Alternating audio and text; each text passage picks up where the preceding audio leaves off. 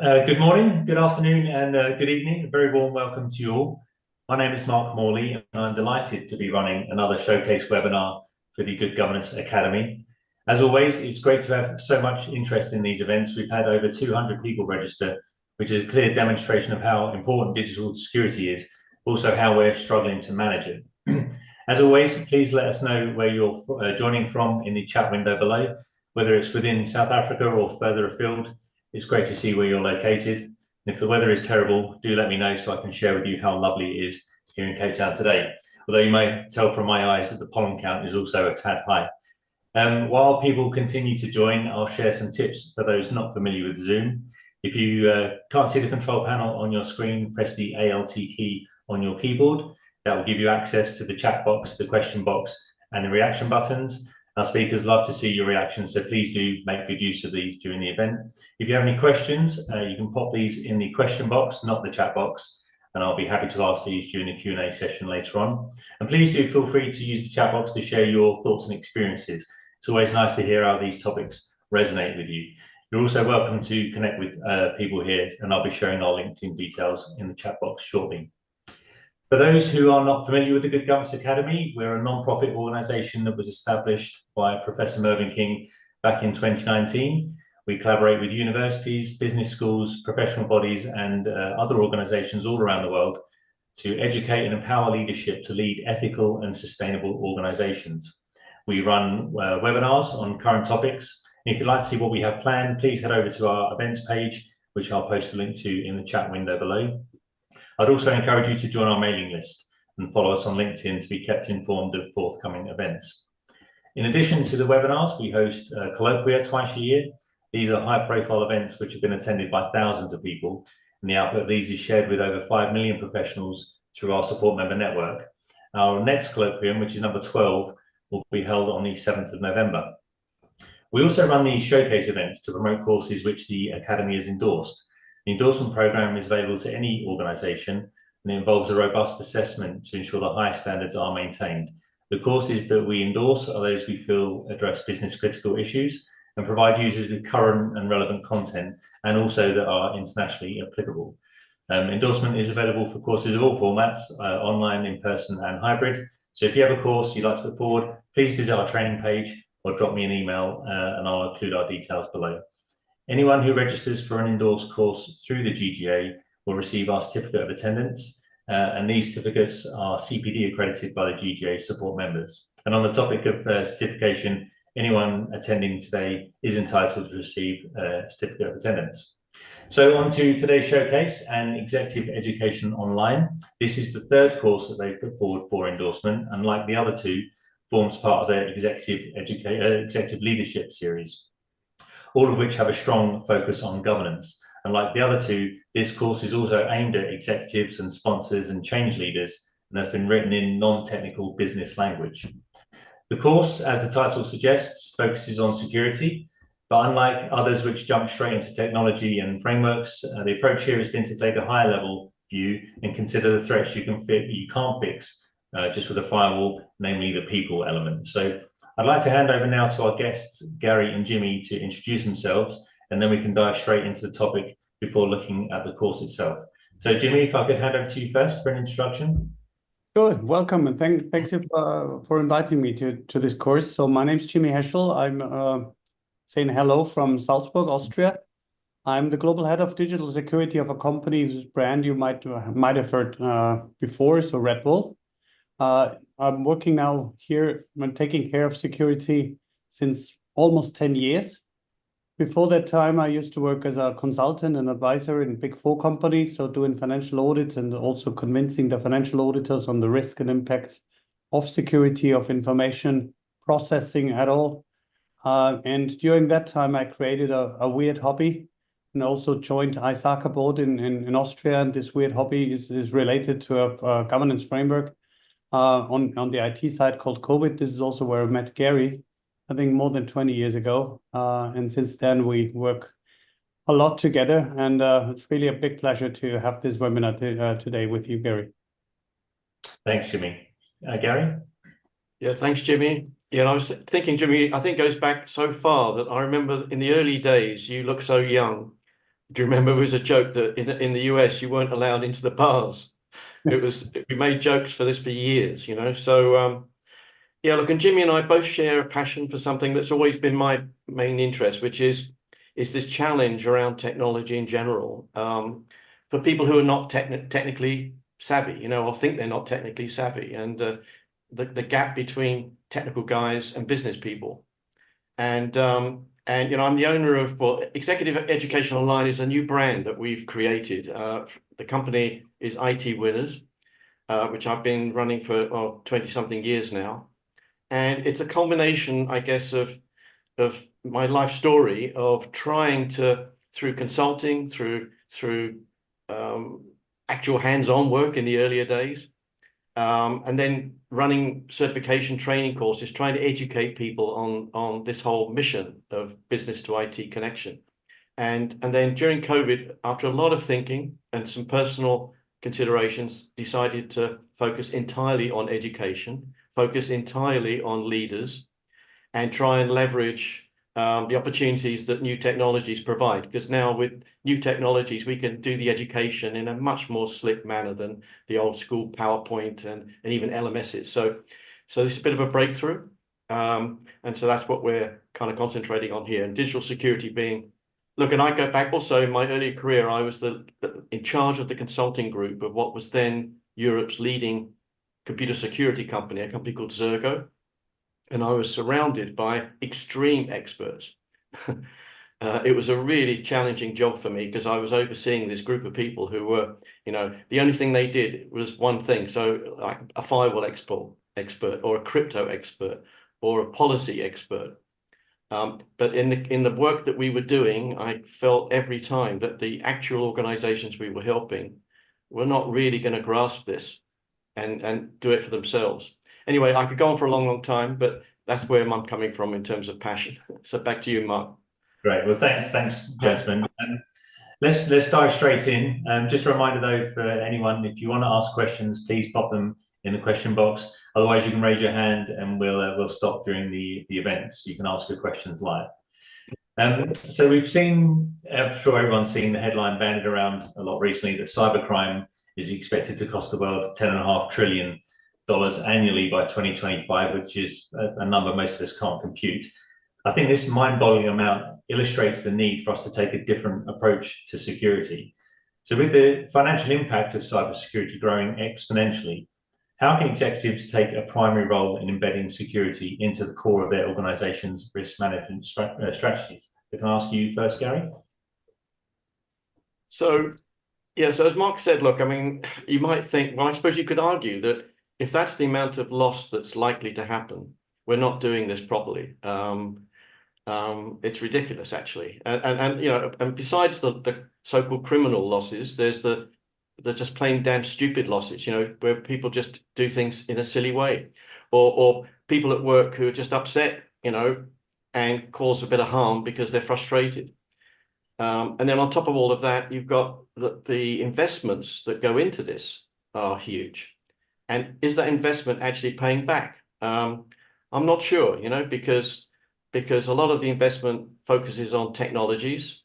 If those technologies are not managed well or even chosen correctly, it's money down the drain, like unfortunately, like a lot of IT initiatives are. So obviously, you know, from a leadership point of view, it's back to the basics, even the things that Jimmy and I were trying to promote 20 odd years ago with COVID, that, you know, making correct investment decisions, challenging what people are proposing to do, managing third parties in a way that's, you know, taking due care, because there's a lot of money at stake here. And then, you know, when it comes to actual operation, keeping an eye on things and asking questions to make sure it's being done correctly. Too often, I think they just let go and, you know, hand over to either the expert that they've hired, and they would argue, and this used to come up over and over again. Well, look, I've hired an expert, you know, don't point the finger at me. I've got the best person I could find, you know, but that's not good enough.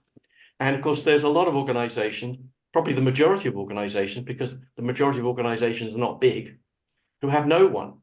And so they trust the third party, but they're interested in making money. So, you know, it's ownership, but it's also, as we'll probably discuss further, realizing you don't have to be a technician to manage this. In fact, it's better not to be. Yeah. Thanks, Gary. Jimmy, is there anything you'd like to? I just can support it. I think it's embracing the topic of security and just accepting that, yes, since years we heard a lot that digital risk, cyber risk, security risk, or whatever you call it, is one of the key risks in is it the Allianz barometer? Is it the World Economy Forum? Everyone's talking about there will be a big risk. And I think the numbers are growing. It's now at 1.7 trillion. A few years ago, different numbers. I wonder if who comes up with these numbers at all. I think they are made up artificially. But I think it's just accepting that this is a global risk, that this is something we just need to address. We shouldn't just leave it in the hands of some experts or some people who claim to be experts. I think there has to be the start of a discussion and our first starting point is to ask the right question. So what is it about? What are we doing? Where are the big pain points? Where are the roadblocks? What can we do? What should we do about it? Rather than taking the usual route of just as Gary said, hiring an auditor and obtaining a certificate and say, I've done everything. That's the wrong way. That's the wrong solution. Yeah, absolutely. In the course, which is broken down into three modules, under doing things the right way, you talk about what can go wrong, and you highlight insider threats. Now, a recent Verizon report showed that insider threats, whether due to negligence or malicious intent, accounted for 1/3 of all their data breaches. So clearly, executives cannot afford to ignore internal risks when planning their security strategies. Given that the significant portion of data breaches are caused by insiders, what steps can senior executives take to foster a culture of security awareness and vigilance across all levels of the organization? Well, there are few steps, so and a few with a very good impact and a few with little. So there are some which I always call the folklore events, where you just publish documents and they are then on the intranet and accessible just in case an auditor asks. Or just go to the coffee kitchen and have a talk and have a look. And how important is the data that we process? How well do we protect it? How likely is it that someone outside our company makes benefit or use of our data? So rather than talking about data breaches and which section and which law will be broken sooner or later, it's what's the impact for the organization? Why should we take care of? Why is it important for us? And to communicate that and keep the communication going. Similar as we take care of our funds. We don't just spend the money like crazy. We really, in a very diligent way, only invest where we see a return. And the same goes with our information, with our data, with our security controls. All these things, are they creating a benefit? Are we doing actually the good things? Yeah. Mark, maybe just to add something on this, because we paid a lot of attention to this in the course, and actually in all the courses, which is this thing that's become a very common sort of topic recently, which is the so-called psychological safety. Meaning, when you're at work, you feel able to speak out. And look, this is often a challenge because some people worry about their boss. Some people worry that it might cause problems for a colleague. And if they have no opportunity to speak up, then a lot of these things that could have been caught will be hidden and lost. So in extreme cases, it's like having what do you call it? I can't think of the expression now, where you can secretly whistleblow. Yeah. But generally, if the culture is led, and this is back to leadership as well, obviously, if the leaders promote an atmosphere of improvement and promote an atmosphere of openness and an atmosphere of helping one another, people are more likely to mention things that they worry about, that might even be a small weakness, but I reckon from what I've seen in the past, is the small, silly things coupled with someone who's unhappy or simply sloppy, that opens the door for someone, or they're sadly, some people are under pressure, socially. They're having financial problems. They've got problems at home, and they're tempted.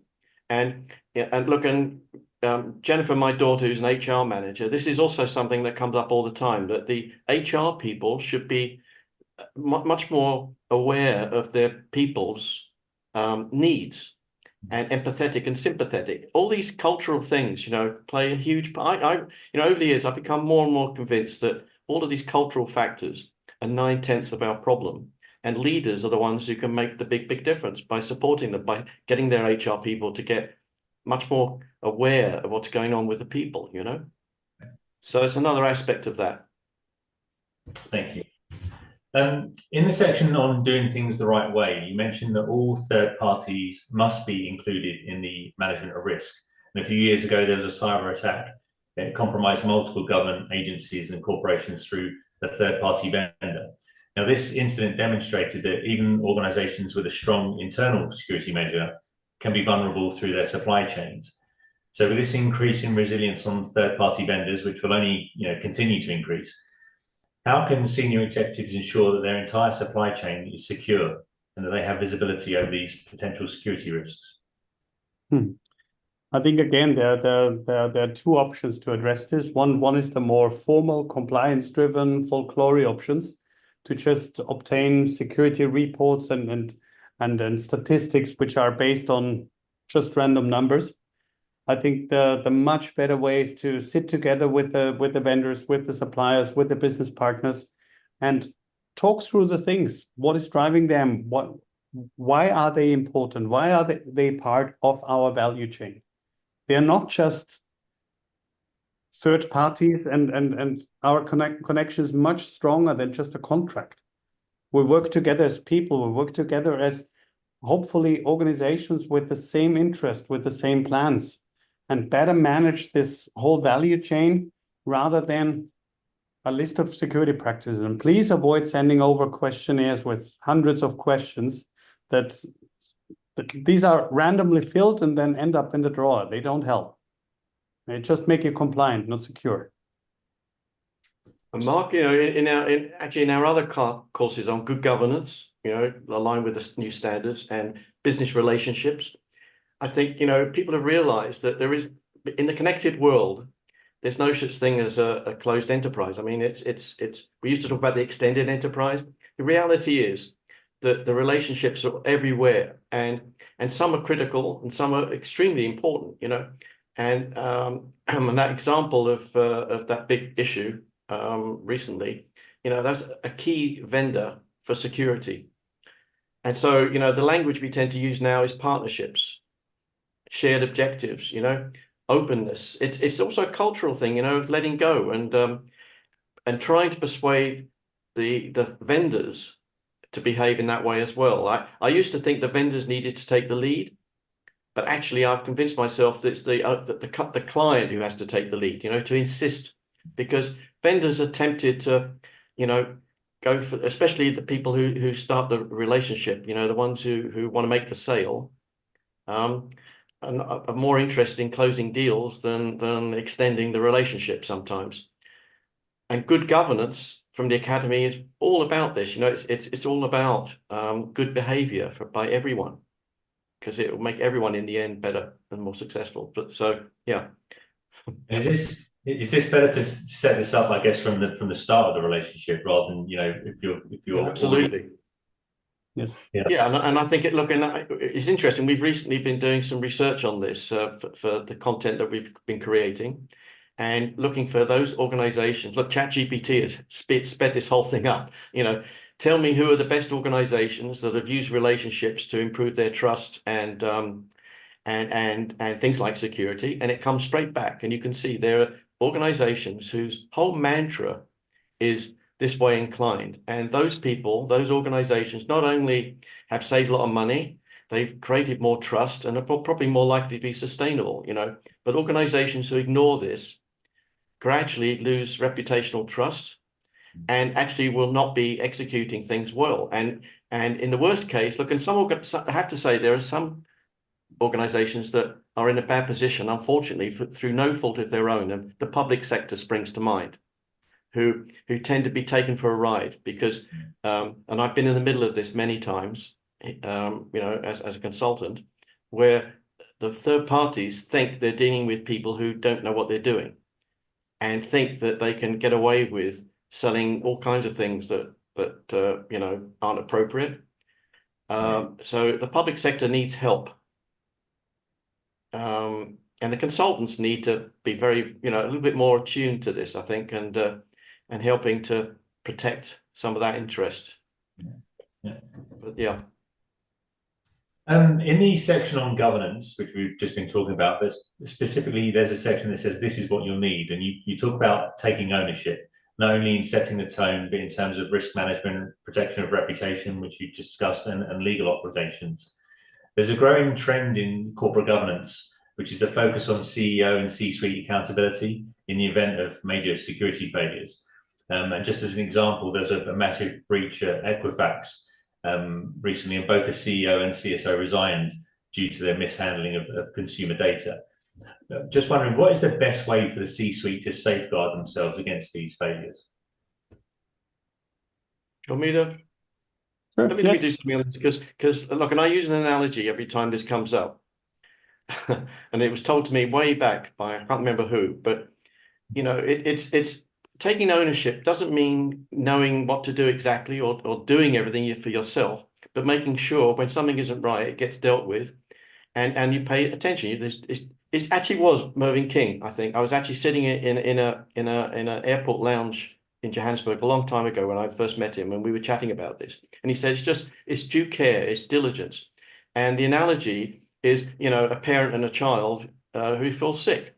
If your child's not well, you want to make sure they're dealt with correctly, And if you go to the hospital or you go to your doctor and you're not happy with what's being said, or you don't think you're being given enough attention, you do something about it, And you ask the questions to try and test whether whoever you're dealing with is taking you seriously and does seem to know what they're talking about. And, that's the analogy that I think, leaders need to be held to, need to consider that they have to own the responsibility to get things done properly.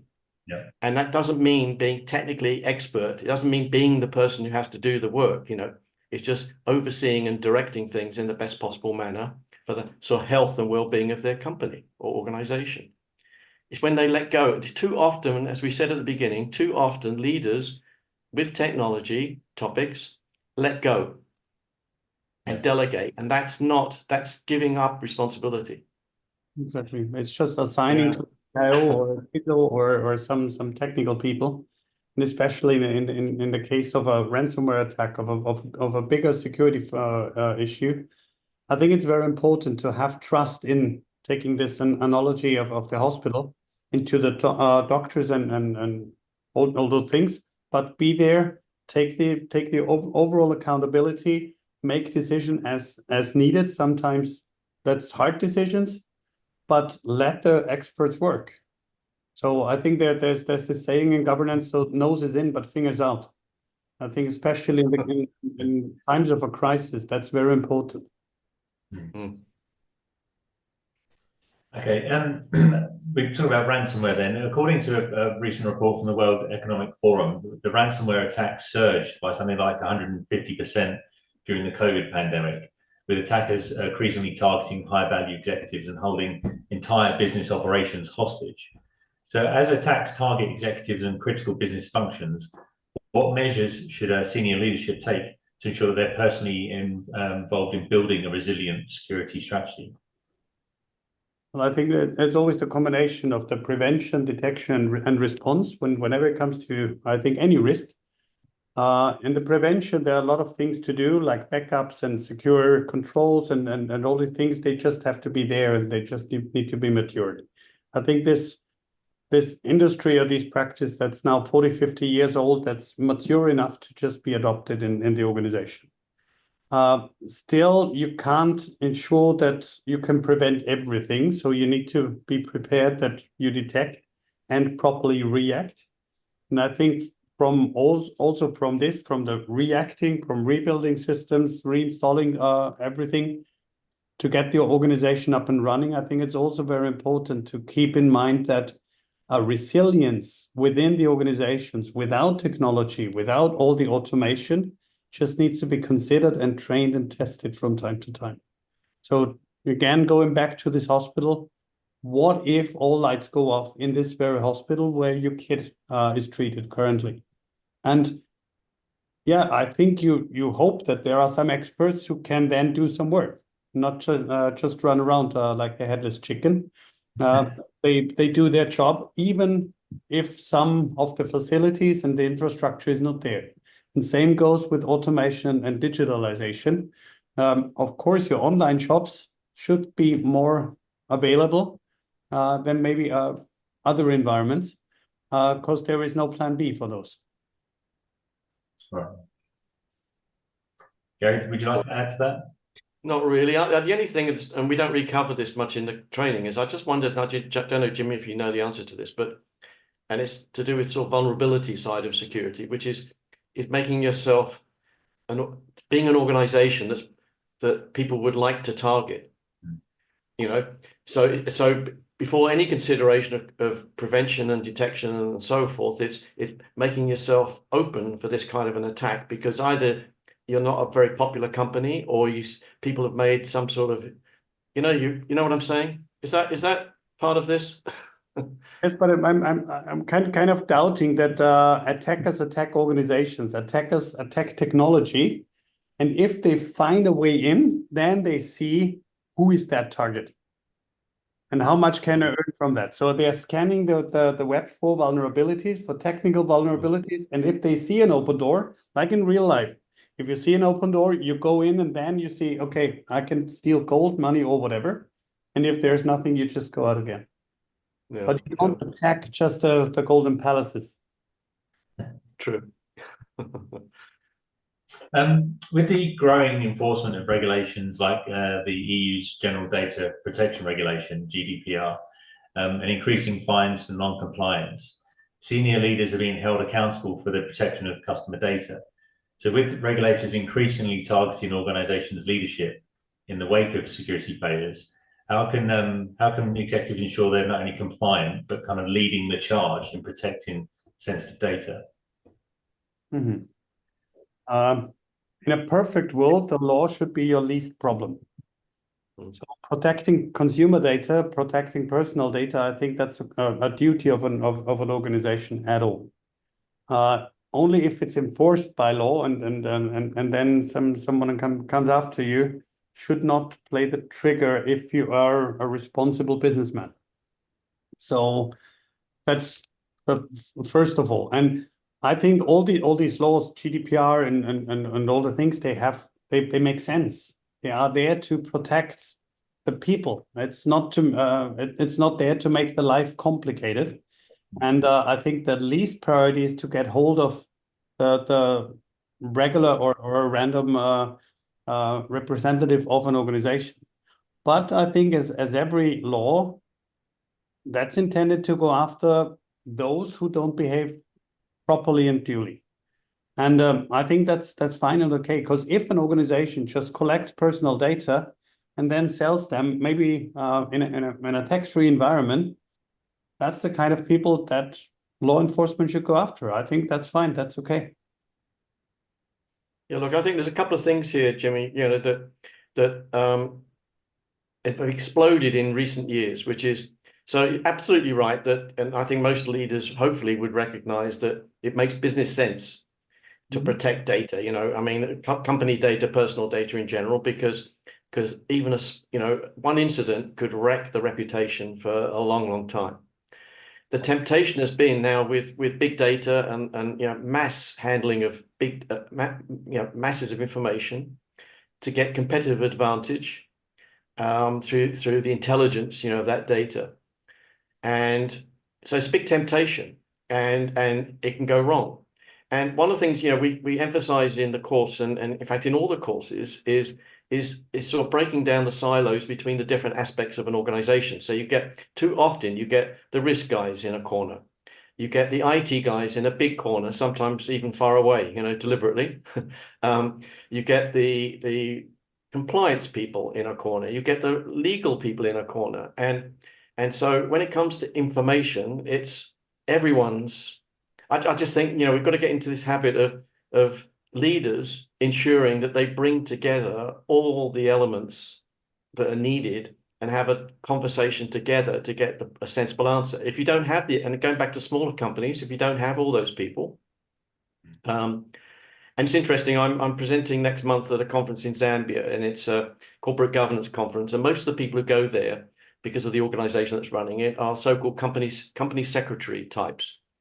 And I'd never realized what a company secretary is supposed to do, actually. It sounds a boring title, but it's actually interesting. And listening to these people and the service this company provides, it's having one person whose job is to make sure these pieces of the jigsaw puzzle are pulled together. And what we're seeing is that this company secretary service is being given to the smaller companies to help them understand that. Because let's be honest, you know, in a small company, you kind of, you haven't got all the expertise. You haven't got the time. You don't even think sometimes.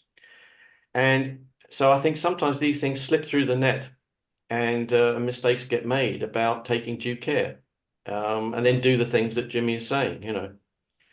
Yeah. So maybe now's a good time. We've been referencing certain areas of the course, and there's a lot, obviously, we've not covered, but I wondered if we could take a look at the course now and how it's structured. So maybe now's a good time to do that. Let's see if I can do this. I'll try and share my screen now. Yeah. And then maybe you can show how the course is organized, how it can be navigated. And we you've tried to make it more consumable by using a cookbook principles. That'd be good to see that. Okay, I'm just trying to share now. It's a bit slow to react. Hopefully. I'll let you know when we can see it. I'm pressing share, but not a lot is happening. Let me try one more time. Hang on, it worked before. It's like I'm stuck. Oh God.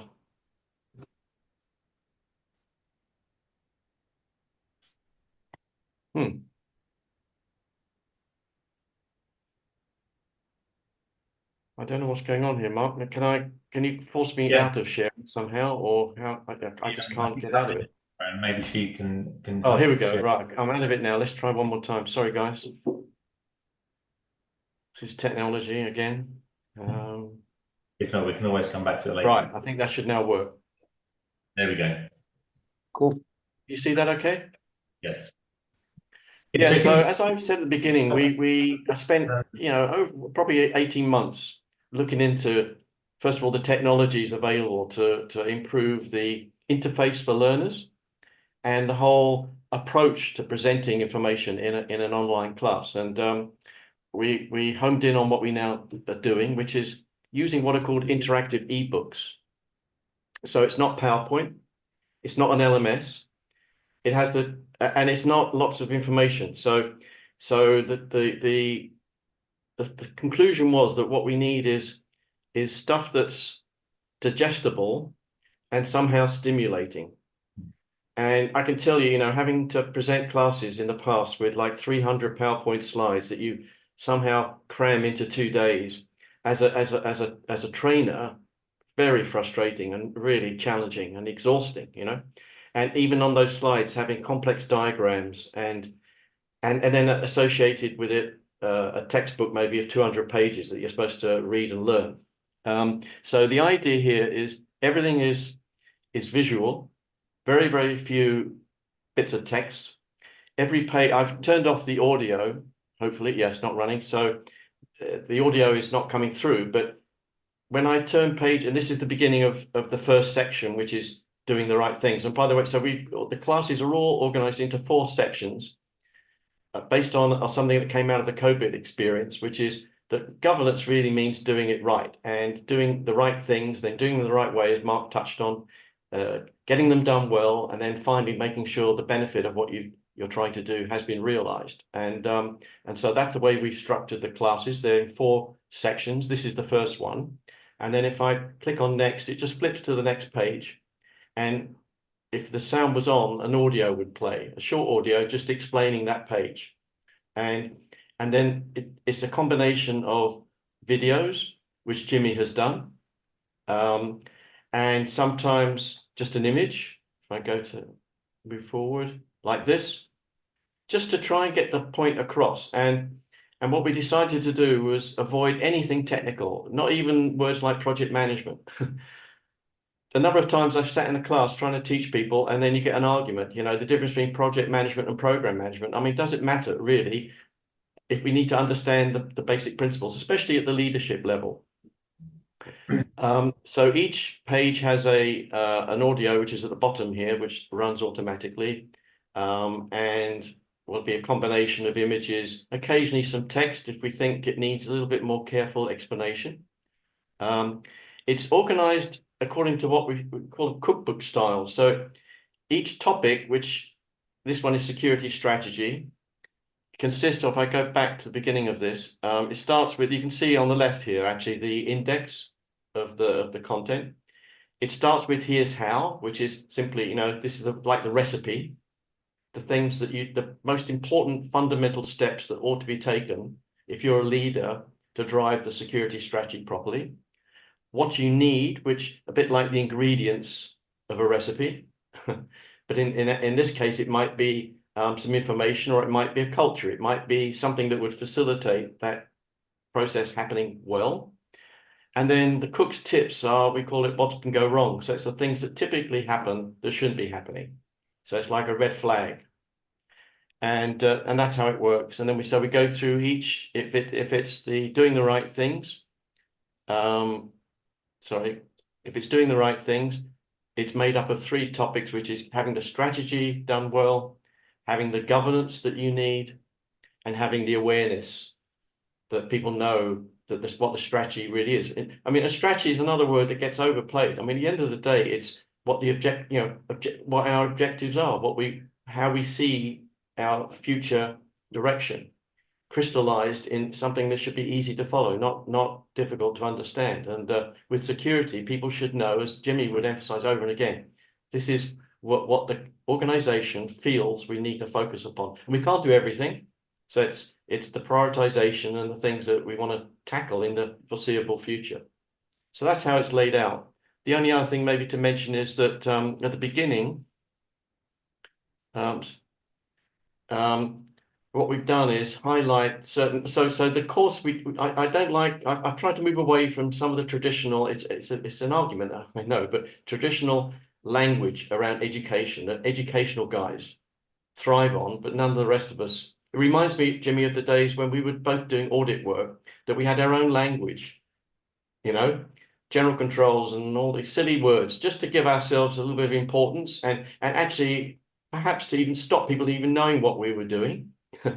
It's complete nonsense, you know. So the educational guys, I think, have overdone a secret language and talk about learning objectives and topics and things like that, you know. At the end of the day, we're just trying to explain to somebody something. So I just threw that out the window. And instead of having learning objectives, we have outcomes that the education hopefully will help someone or an organization pull off eventually. And so these questions are geared to the outcomes and help prioritize where some of this training might be useful. So, you know, if some of these questions sound like, that is something we've neglected, by just clicking on the button, you go straight to that section in the training. And the other thing I realized with training is it shouldn't be a one-off thing. It's a bit like, the analogy is like having a driver's manual for a car. You look into it when you need to. And so what we've done is basically provide this on a never-ending potential offering, you know, that people who sign up for this can go back to it whenever they like. And we can instantly update this. It's like a piece of software compared to LMSs and PowerPoints and official training classes. It can take years to get new versions launched. This literally, I do this in a second. If we want to, and people will get the new version, which makes currency very important because things change, you know. So anyway, I think that's probably enough, Mark, just to give people a take. That's great, Gary. Thanks. Yeah. It's always good to see these things in the flesh, and so people can get an idea of the user experience. And I understand that this is a web-based thing, but you can also have an app on your phone download it to your tablet. So it's, you can use this offline, which is great. So I think we'll move on to questions shortly, but first of all, just wanted to have a few of my own. Those in leadership now looking at this course, they might wonder how granular it is. Is this a course that executives can expect to run through and then know everything they need to know about keeping their organization secure? Well, it's look, there's no such thing as everything you need to know. I mean, it's what we felt was the essentials.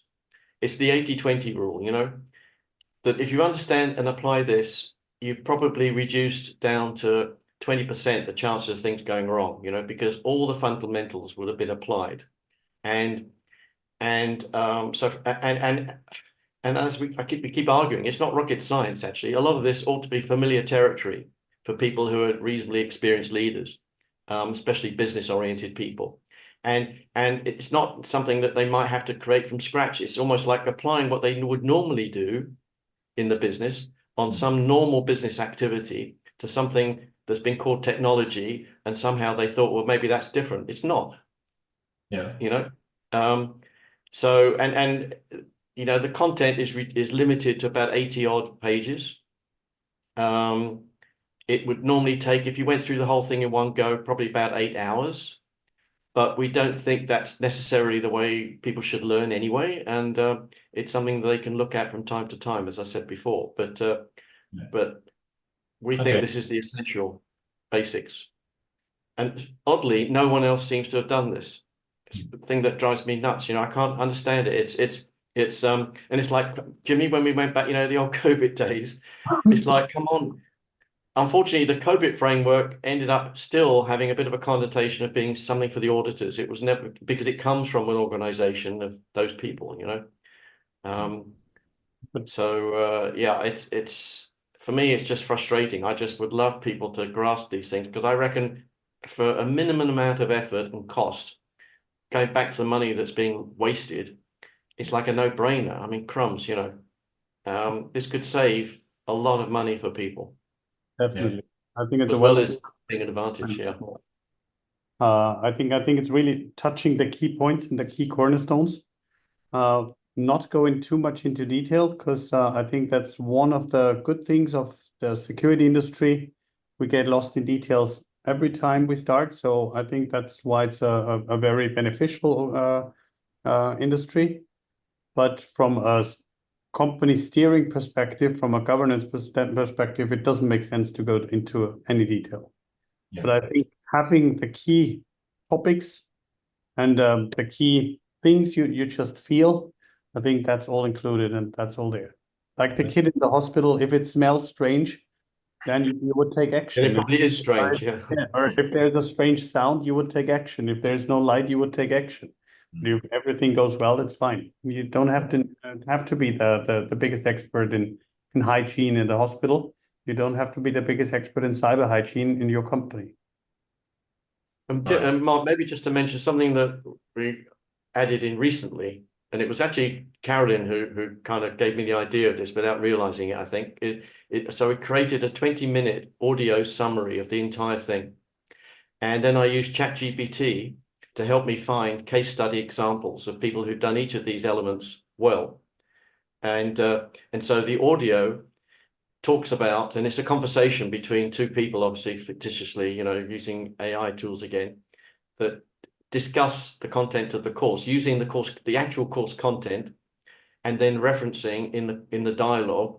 So company X, this is what they did, And so the hope is that someone might, at the very beginning, just listen to those 20 minutes and then realize, actually, this is doable. It's not rocket science, and then delve in a little bit more. And then they would go on to experts to get, to fix the nitty-gritty problems. But from a perspective of telling them why they want it done and how they want it done, just like you would if you had security in your house, you don't just ignore it completely and let someone get away with selling you all manner of alarm systems and fences and God knows what, Okay. So what advice would you give to senior executives on effectively collaborating with their IT and security teams? And does the training encourage communication between leadership and technical staff? So, Jimmy, one thing I would say is, and I've seen this begin to happen, is there'll be some leaders who are so frustrated with the poor dialogue they are having with the current people. You know, and this has been going on for a long time with IT departments, but it might also be with some security people or other experts they have, you know, that they might knee-jerk, like in the old days of outsourcing everything, you know, just say, okay, we'll do this on our own. And one way or the other do it on their own. I've seen situations where they start hiring people into the business on their own, so they don't have to deal any longer with their colleagues. It's not very clever, really, because it's going to create even more friction, even more silos, even more annoyance, and even more broken links. You know, so you know, good leaders they're the ones who are steering the whole ship, and it's all about collaboration and teamwork. And look, and I think should perhaps put their hands up and say, well, look, to be honest, we haven't made these guys' life that easy either. It's just been a shared mistake, you know. Um, it's very easy to point fingers and criticize, but you know, you've let go. You haven't taken ownership. It's the same thing back to the hospital and the doctor and the children and parents and kids. You know, you can tell your kids, and now for me it's grandkids. You know, you can tell the kids off over and over again. But did we do the right job in the first place of helping them to understand what needs to be done, or rewarding them for the best things they have done? You know, so it seems obvious. It's culture again, and look, and the other thing that's been very interesting was out of COVID, and it became slogans. You know, better together.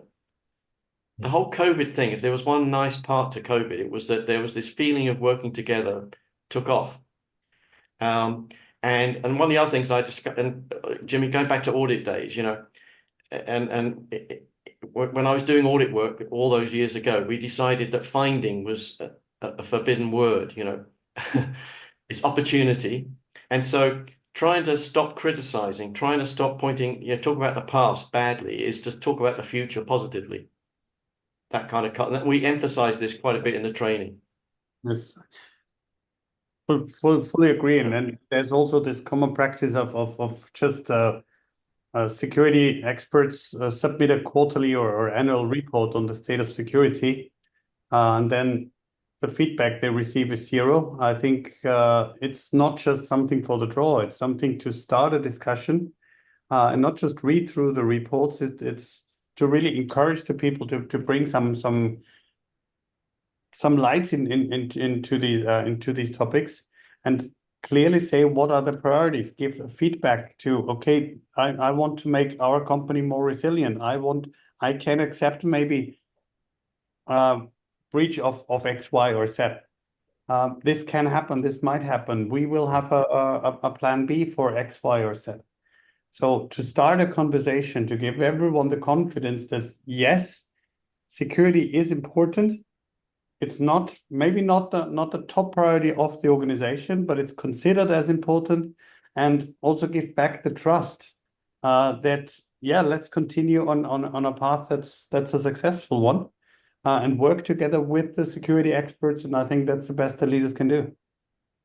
And Jimmy, and also I think what I've seen is that reporting, you know, if it's properly rounded, so it's also celebrating successes. It can even mention things outside that have been done, you know, and it doesn't have to be boring and long-winded. It can even be a video, or it could be, you know, a graphical thing. I think IT technical people generally have an engineering sort of tendency, at least historically they have, and it tends to be engineering speak, you know. And when why do people not respond? Probably because it was boring to look at and of no value.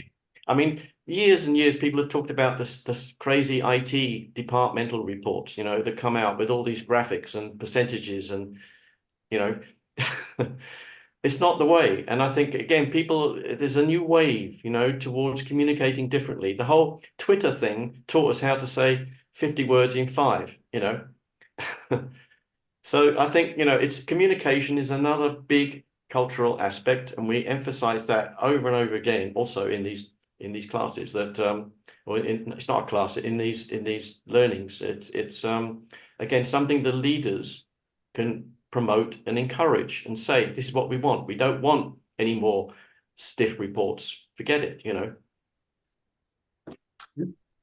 one thing is just making it more accessible to people. Yeah. I mean, I remember back when I used to work for a bank in the UK, we would have these tests that were sent to us periodically because you work in a bank, they're worried that you're going to start money laundering. And actually, these tests were very good at teaching you how to do money laundering, but they were so dull. There wasn't really much connection with what was going on in the real world of the company I was working for. So they told you what was kind of going on in the world at large, but it just wasn't really tied down to how it impacted me and the impact I had on my organization. So I think it's all in the language. And yeah, the accessibility, and that's something that the course is good at showing, is that how this all kind of makes sense and relates to what you're doing. Yeah.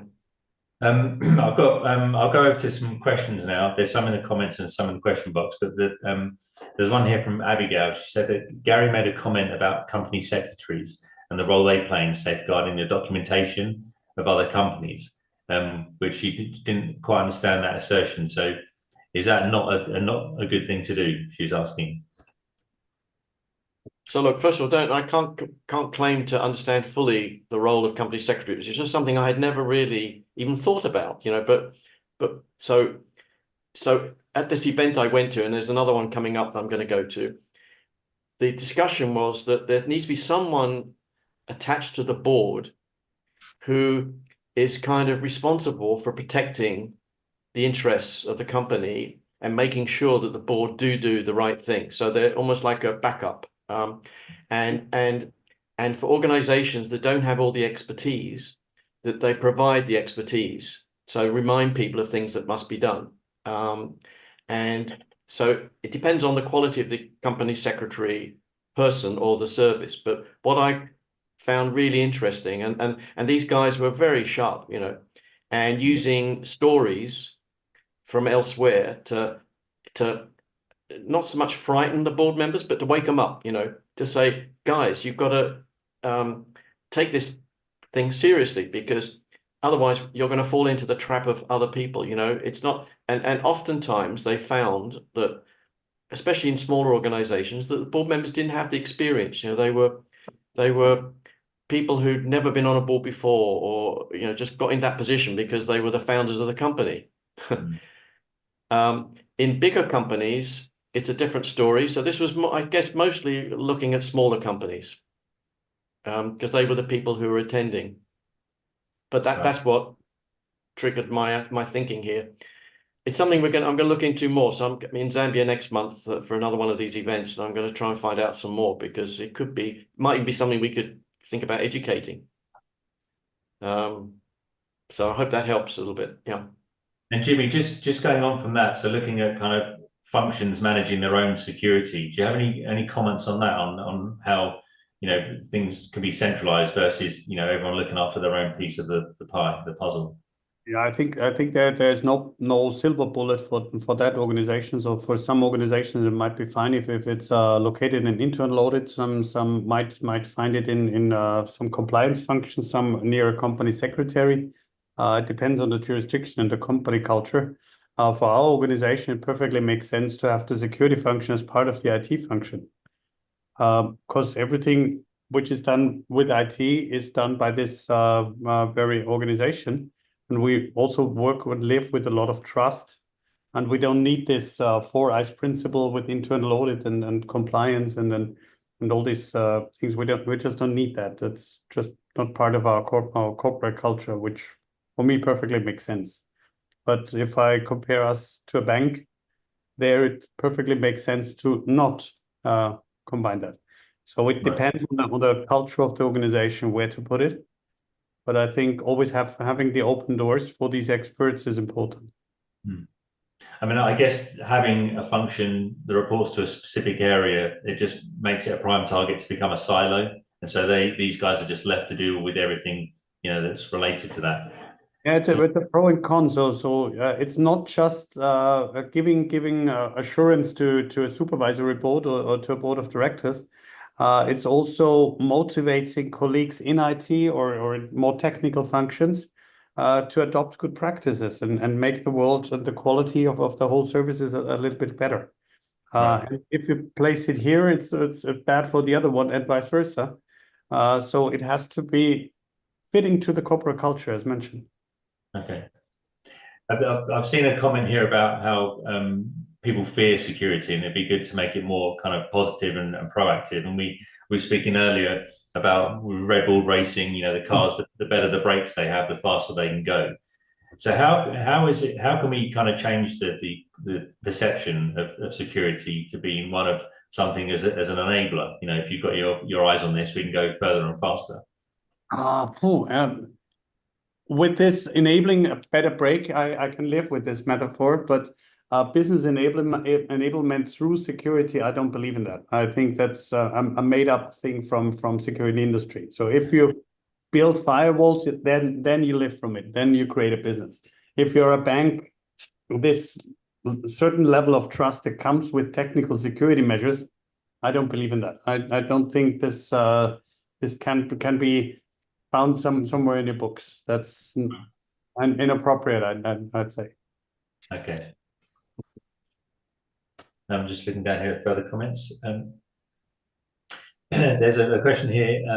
Are they correct that this course or curriculum will help sharpen the oversight or governance skills needed within a board from an information and governance perspective? Well, I certainly hope so. I mean, it's not limited to the board, and we call it executives deliberately. So it's everyone who has a sort of senior leadership role. And actually, having discussed this now with quite a few people, I've decided to come to the conclusion that for security people, and in this particular case, for security people who have the motivation to help, get their leaders on board, if they understand what we put into this training, they would be able to discuss with their leaders what the leaders should be doing. You know, it's kind of ironic in a way. It's so I think. So what we're simply trying to do is help leaders do the right thing here. And so whoever might find this helpful to make that happen, the better. And one of the things we haven't, it's early days with all of this for us, but one of the things we foresaw in the future was that we could easily tailor this kind of thing for a particular company. So if it was felt that certain elements were particularly relevant for the board, we could separate that out, or we could brand things so that it seems to resonate with the language and the culture of the company itself, so that it feels like it's our training, not someone else's. So the honest answer is we're exploring this all the time and trying to make a breakthrough, because to be very honest with you, I spent 40 years trying to crack this particular nut, and I'm running out of time. It's frustrating. We need we need to somehow fix this, because otherwise it's just going to drag on. We're going to get more and more mistakes being made, more and more money being wasted and lost, and because what drives me ultimately, and always has from the day I went, to computer science way back, was that technology has fantastic potential if done well. Every part of our life, and this is one particular aspect that has to be fixed, because it's going to get worse if we're not careful, because the technologies are getting more advanced. We're now AI. Where will it end? That the scope of technologies are so wide, but the principles here are exactly the same. Yeah. I think it could be someone just put a comment there about non-exec directors. Yeah, non-execs, everyone who could have an influence or should be having an influence here. So the people who are responsible for security, like Jimmy, the people who are responsible for running the organization, the execs, the people who are responsible for overseeing and steering the organization, the board, and the non-execs who are responsible for independently adding some value here and not being caught up with, certain politics or whatever, all have a responsibility. And in my opinion, if they ignore this, they are simply going back to Mervyn King. Due diligence is not happening. And the skill to be a director and a leader isn't being applied. You're not like the parent is not acting like a parent. Yeah. So all those people, I think, and what we're trying to do here is make it easy to understand, easy and accessible, and low cost, by the way. We can come on after the course or something. too much of this costs too much money. And so what we've tried to do is make it as accessible as possible in every way to all of those people. I think of the security training courses that we've looked at, this one is definitely the most accessible, I would say, for boards and people at that level, because it's in business language, it's in normal speak. There's no jargon involved, so it's much more easier for them to grasp. So I think that's one of the benefits of this course, and something that would make it valuable to people at that level. So I've just looked at the time. We're at the top of the hour, so we're going to have to round off there. If there are any more questions, then you're welcome to ping them in via email, and we can respond to those. The Good Governance Academy is delighted to have a discount available to it, so there'll be 20% off of this course for anyone that applies through the Good Governance Academy, and you can find the course on the Good Governance's website. For anyone that missed this session or wants to look back through it, this recording will be available on the YouTube channel, so you can see it there. But otherwise, I just want to say a massive thanks to Gary and Jimmy for joining us today. It was great just to hear your insights and to where the need for this course came from, as much as just going through the course. So we really appreciate your time. Thank you to the audience. We appreciate your support, and we hope to see you again next time. So thanks very much.